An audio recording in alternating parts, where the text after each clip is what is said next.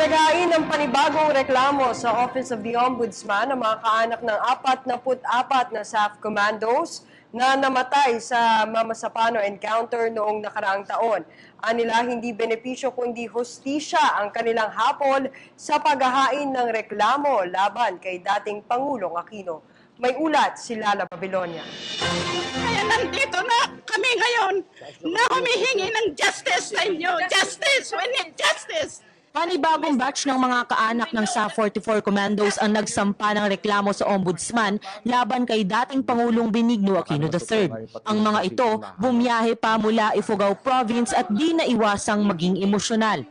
Para unfair naman na wala pa silang justice hanggang ngayon. Kaya sinisigaw namin ang justice.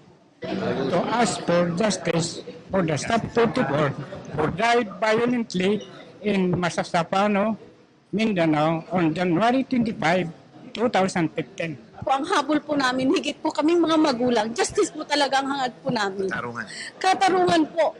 Sa ngayon, inabot na ng 5 pamilya ang nagtungo sa Ombudsman. Ayon sa Volunteers Against Crime and Corruption at sa Legal Counsel na si Ferdinand Topacio, asahan pa umunong magdagsaan ng iba pang kaanak ng mga yumaong SA-44 Commandos sa mga susunod na araw. Samantala, nananawagan naman si Topacio sa iba pang pamilya ng mga yumaong pulis. Na nung una siguro may may doubt sila na kung makakakuha ng katarungan, kung may tutulong sa kanila o kung may mag-aabogado sa kanila ng libre. Ito na po ang pagkakataon. We are calling on all of them. Binigyang diin ni Topacio na hindi umano benepisyo ang habol ng mga complainant, kundi hustisya lamang para sa masaklap na sinapit ng kanilang mga kaanak sa naganap na operasyon sa Mamasapano, Maguindanao. Ito naman ang kanyang mensahe kay Ombudsman Conchita Carpio Morales. Sino ang kanyang papanigan, yung nagluklok sa kanya sa pwesto o ang sambayan ng Pilipino? Sino nga papanigan niya?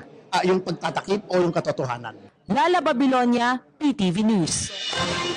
Hi, ako si Ria Fernandez. Mag-subscribe na sa PTV YouTube channel. I-click lang ang subscribe button.